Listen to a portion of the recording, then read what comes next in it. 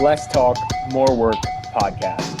Please rate, review, and subscribe. Follow us on Instagram and Twitter at LTMW Podcast to stay up to date with all things Less Talk, More Work. Yeah. All right, welcome back to the Less Talk, More Work podcast. Today we're talking Extreme Ownership Part 2. I ripped the first half of this book. I did not like it at all. The first half I thought was super simple. And, you know, they're just very general ideas about leadership and extreme ownership. Second half, I didn't feel the same. Josel, what did you think about the second half of the book? I think I agree with you there. Like we were texting about this before, I think the second half was a lot more captivating because of the concepts that it really talked about as opposed to the first ones or the first couple chapters that were pretty simple, like you said. Yeah, I thought that, you know, maybe it wasn't that they were like completely simple, but I just felt like either they were things that I already knew about in some regard, or they were things that didn't really apply in maybe the complex level that I was looking for. Would you agree with that? I think those things are more like common sense. Like Yes. They put it on paper for you, but in your head, you probably know you should be doing that. But it's also like good to hear somebody else tell you to do it, hear experiences from it, apply it very easily. But I think the later concepts are like more like there's more room for error. Like you can't, it's not as black and white. It's like not as cut and dry. So. Yeah, I mean, I think most of us are reading these books because we want to have like kind of that one little idea that's like, wow, that frames this area of my life in such a great way. And now I can think about, you know, dealing with so-and-so better or running my business better or being a better athlete in a different kind of way. And the first half of the book just didn't really give me all that. But our first idea, first kind of concept from the second half of Extreme Ownership, this idea of decentralized command. I read this and I was like, this is what I'm talking about, Jocko. I need more of this. Give me more decentralized command. So, Joe, how is decentralized command? First off, what is it? And second off, how is it relevant to your life? So to my understanding, it's really just empowering all the team members to, you know, pull their own weight in whatever regard the leader sets for them or whatever responsibilities the leader gives to them. And I think for me, I can say that I definitely fucked this one up a lot. Like before reading this book, you know, it's so easy to be a controller. It's so easy to want to, I don't know, not be control. Yeah. I mean, try and sort out every problem for everybody. Like really mitigate everyone's problems. Really mitigate error for everyone. And then trying to control too much, I think. It makes you think you're in control, but it actually puts you more out of control, which is interesting. Well, what's going on is you're kind of taking a little bit of the development aspect for those that you're leading. You're taking like part of the learning away from them, right? Because you're taking away that kind of, you know, the trials and the questioning and the ideas that they have. You're just like, okay, here's the answer. Here's the answer. And then that kind of takes away that, you know, them having to figure it out. So I read this and I was just like, yes, like when the principles are stronger and everybody understands them, it's so easy for the subordinates or the junior leaders to act on a whim because they understand, you know, the culture of the group, how Josel, if they're an employee of yours, you know, they understand how would Josel handle this situation. And when Josel's always there and he's saying, hey, this is how you figure it out, this is how you figure it out, you know, maybe that kind of speaks to, you know, tactics are important. Leadership is important. This is obviously a microcosm of leadership, but the principles that you're setting throughout your team, throughout your business, the principles are super important because if everybody's on the same page, then like Jocko was saying and Leif saying, like they can make decisions without the need of, you know, them joysticking at times, right? I mean, I think after reevaluating this concept, I find myself saying a lot of time, like, hey, I trust your decision. You know, if you think that's right, then do it. And then when I say that in my head, I'm like, wow, that's so much easier than what I was doing before. Like, oh, you have to do it this way, exactly this many times, and then do this, and then tell me how it goes. Like, I think it's way easier to just be like, okay, you're here for a reason. You can do this. If you don't, we'll reevaluate later. Like, I think it has a lot to do with like person selection, right? You have to be selecting people that are worthy and that people who are capable. And if maybe an underlying factor of that is that, you know, if you do feel the need that you need to tell them every single thing to do, maybe it was a poor person selection or employee selection by the leader in general, right? Yeah. Or that teammate is just not pulling their weight, you know? Yes, 100%. So the quote from the book that I tweeted this out, maybe some of you saw this, but the quote from the book that I thought really spoke to me with regard to decentralized command was, the more disciplined standard operating procedures. So basically the principles, the ideas, the basis of how we operate as a team. The more disciplined standard operating procedure, the more freedom we have to practice decentralized command. That means we can give the subordinates, the junior leaders, we can give them more freedom because they know what our principles are. And thus we can execute faster, sharper, and more efficiently. So when my subordinates and my junior leaders, they understand, you know, what the operating procedure is, what the principles are, then they don't have, there's no buffer. They don't have to ask me the question, oh, Eric, what should I do in this situation? They understand. So I think that really captures the whole idea of decentralized command. So, Jos, is there ever a time as a leader where joysticking, if you understand what joysticking is in that concept, do you understand what, so is there a time where joysticking is beneficial at all? As you know, what do we get when parents joystick or when coaches joystick? I think like you said like a couple minutes ago, it removes their chance to have experience, their chance to make their own decisions, their chance to develop IQ in situations. Like I'm sure for you, like if I rewind the clock and I think of how many times I messed up and now I look now, like all the things I learned from those kind of things where no one was joysticking me, like I wouldn't have a lot of the knowledge that I have now. So I think joysticking as a leader I don't think it's ever beneficial. Even it's like say dangerous. You're in like a very high stress situation, say you're coaching a game, I don't know, and it's a final and you have to make a tough call on when to bring a player off or something like that. Or somebody's not playing well, you don't know if to leave them on or not. I don't know if it's really going to help you if you're really in their ear when, you know, the clock is winding down and you're like, hey, do this. Hey, drop back. Hey, watch this guy. Like, I don't think at that point I think that's losing the moment. sight of the big picture. Yeah. I think that's the moment where you need to be able to practice decentralized command because it's the heat of the moment. I need to know that my goalkeeper or my captain or whoever, I can't be on there to, you know, fight their battles, to, you know, pull that player back, or I can yell. But think about it in terms of a professional soccer situation. At the highest level, 60,000 fans, 70,000 fans, right? I'm yelling from the sideline. The only person that can hear me is probably the winger and then maybe the closest midfielder. You think I can joystick my left back or my right back? I just got to pray. You know, if I'm a manager of a team, I not pray. I need to know that these guys understand my principles of play, how we want to behave, how to handle stressful situations. And in that sense, you need to have put them in stressful situations previously. And I think that is, you know, like bottom line, joysticking is not going to make sense. But in a parenting perspective, Jos, we've all seen parents, we've all experienced parents that have joysticked. Now, what comes of that? What is the, you know, what happens when you see a parent joystick? Yeah, I think that kid. Obviously, we only know from what we've seen and people that we know and that we've experienced, but I could say it's very similar to coaching strength and conditioning, right? If I'm in there nitpicking every single little thing, can this guy even focus on what he's actually doing? Probably not. As long as it's safe, I think you don't need to joystick, but I think the only time where a parent or a coach would need to is where if it's like very risky, maybe their first time, and you don't know if they like, again, it goes to knowing your kid or your athlete, like how confident are they doing this? Like if they're not even, you know, I think they're in that situation, it's okay to give more guidance. I think you kind of have to earn the freedom.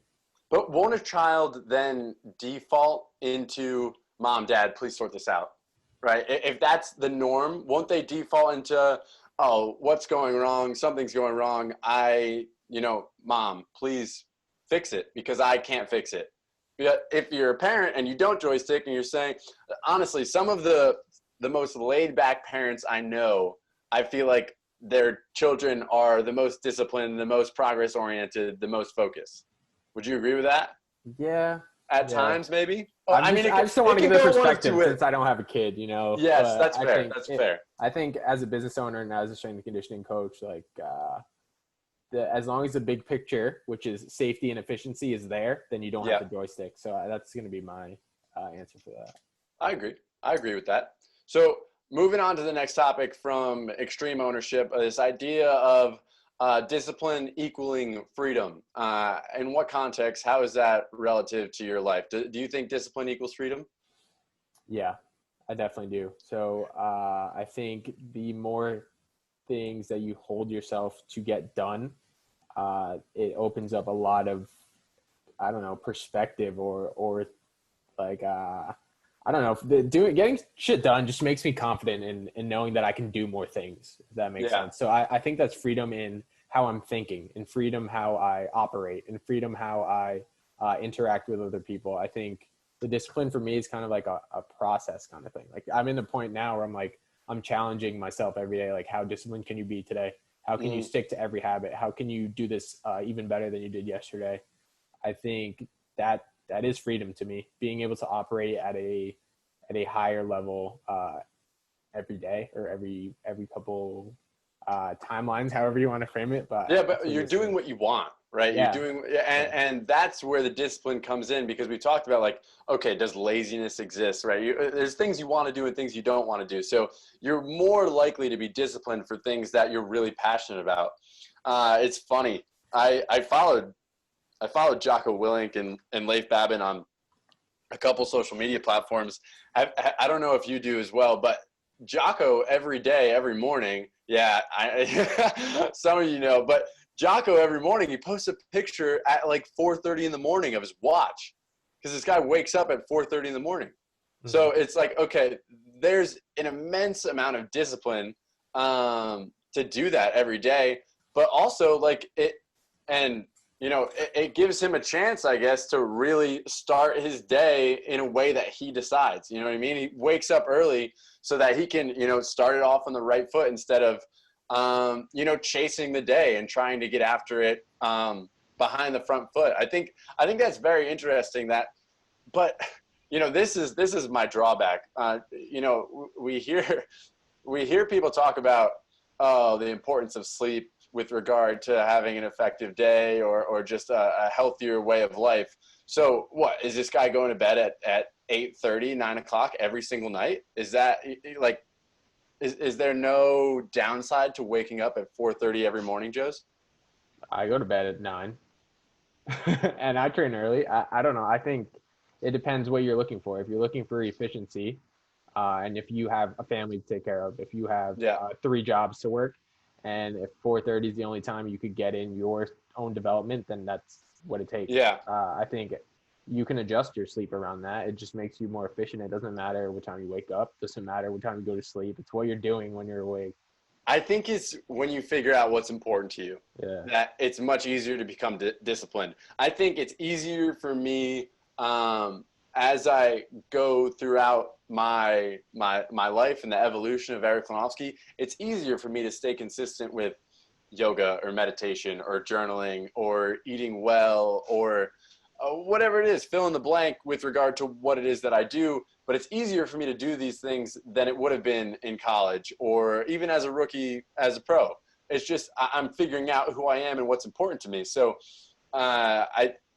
it's interesting as well when you see people go up in age and they get less disciplined about what they do with their lives, because like it doesn't really add up. Maybe that's a sign of maybe not really feeling like they're doing what they're passionate about in general, because I feel like as I've grown and evolved, I've become more disciplined in a lot of ways than I was. Like I never make my bed. I mean, I never used to make my bed. Now I kind of see the importance of it. So boom, there's a bed that's made behind me. You know what I mean? It's something small, but when you start to realize the importance of like your habits, and I do think that discipline does give you a certain level of freedom. And, you know, when you're disciplined about, first of all, it's easier to be disciplined if you're passionate about what you're doing. But, you know, when you can see the rationale behind it, I think it gives you the ability to be who you actually want to be. But if you're not doing what you love in general, then you're not going to be disciplined in general. Mm-hmm. I mean, I definitely agree there. Not with people losing discipline. I agree with what you're saying, that there's no excuse. And Jocko, I think he mentions, you know, the higher he moved up in ranks, the more discipline he had, and the more importance he saw to it, specifically to lead by example, right? Yes. I think if your junior leaders, or if you're, I don't know, freshmen, if your employees see you killing it every single day and still pushing the boundaries, they're probably going to want to do the same. So I think that's why it's really important to me as well. Yeah, and then it's much easier to hold people responsible for that level, right? If you're going to bring people in, I'm doing it, bro. I did it yesterday. Yeah, I did like it the day before that. There's yeah, no you excuse. better be keeping up, or you know somebody else will. I think that's important. So, Jose, I think you have the next point. Mm-hmm. So towards the end of the book, he talks. I don't know who wrote this chapter, but it was on the dichotomies of leadership. So really maintaining the balance of the different traits that kind of seem opposite, but as a leader, you need both. So there's a lot of them, but the one I really liked was that the leader has nothing to prove, but everything to prove. So I think when he talks about this, it's really talking about how a leader, you know, they're there for a reason. They shouldn't have to, you know, go put the boots on and hit top corner to show them that, you know, they've won championships. That shouldn't be what they're doing. But it really comes down to the things that they have to prove, like the relationships and the care and the attention to detail and the day-to-day kind of things that prove that they're a leader, not like how good they are, how jacked they are, how fast they are, how fit they are. I think that was a very interesting point, and I think I need to sit on it a bit more and see what that means to me. But I just read the chapter today, so on the surface, that's what I'm getting out of it. I think it's super important how your subordinates or your junior leaders or the people that you're leading view you. I think, you know, respect is super important, and you have to generate that kind of respect so that you can lead them. Because if somebody doesn't respect you, it's going to be hard for them to listen to the ideas you're bringing to the table. So one of the quotes, I didn't write it down. I think it went, lose control, lose respect. So when you're all over the place emotionally, and when you get really high in the highs and really low in the lows, like I just don't think that's an efficient or sustainable way to lead. You know, I think if you're going to be some of the best leaders that I know are very cool, calm, collected, and secure. Like they don't need to be smashing the top corner every day, because they're very secure about what they bring to the table and how they can present their ideas and how they can, you know, give some power, give some, you know, some leeway to some of their younger leaders so that they can empower the group, right? I think that's a super important part about leading is, you know, dispersing the power around the junior leaders. And, you know, you can't be the only one who has a voice. The leader of whatever group or whatever team, it just won't make sense, because you need to be able to empower everyone so they feel like, you know, because if you don't empower everyone, then you're just going to get yes men. You're just going to be like, yep, okay, I got it. And I think there's some in Extreme Ownership, they do how it relates to business. He does a lot of military stories and explains the leadership concept and then how it relates to business as well. And you could see that based on some of the business principles or how it related to some of the businesses, that they turned a lot of their subordinates into just yes people, which turned into really bad communication. So I think that's something that maybe I slept on previously, that, you know, Extreme Ownership, I think, really was impactful with you need to spread out power. You need to empower the junior leaders. And I think that's a great way to make sure that first everybody feels important, feels like they have a role, and also that everybody can really challenge and add ideas. Because when your subordinates and your junior leaders feel like they can respectfully challenge your ideas, then you guys can grow, and then everybody is more invested, you know? Then it also takes the weight off the leader. You know, if the leader's focusing on the little details, you know, they can't see the big picture. Sometimes it like clouds your eyes a bit. So I think finishing off the book, that really helped me see that, hey, the leader has to focus on the big picture, move the guys around, and the guys are responsible enough, they're smart enough, they're there for a reason to handle what's in front of them. 100%. I love that point. 100%. All right. So before we close Extreme Ownership, something that I'm just going to do off a whim, Joes. We've read a few books now. Rank them. Out of the three, yeah. Out of the three, I want to know what the order is for you. I'd say Can't Hurt Me. Agreed. Extreme Ownership, High Performance Habits. Yeah, I think, you know, if you asked me at the start of the first half of Extreme Ownership, I probably would have said Extreme Ownership is in last place. But they made an incredible comeback, and I would agree. Can't Hurt Me, Extreme Ownership, High Performance Habits, 100%. So that closes it off, guys. That's Extreme Ownership. That's our third book that the Let's Talk More Work community has read. Probably more productive summer reading that I've ever done in my life. I don't know about you guys. For sure. The most productive summer reading for sure. I read Harry Potter. So up next we have 11 Rings by Phil Jackson starting today. A really good book. I think that I'm super excited to read. Phil Jackson, an incredible leader of men, people in general, that I think is going to have some really good information for us. So hopefully takes us another step forward in terms of our leadership capabilities and us as people in general. So that's it. Let's Talk More Work. We're out, guys. Let's Talk More Work podcast. Please rate, review, and subscribe. Follow us on Instagram and Twitter at LTMW Podcast to stay up to date with all things Let's Talk More Work.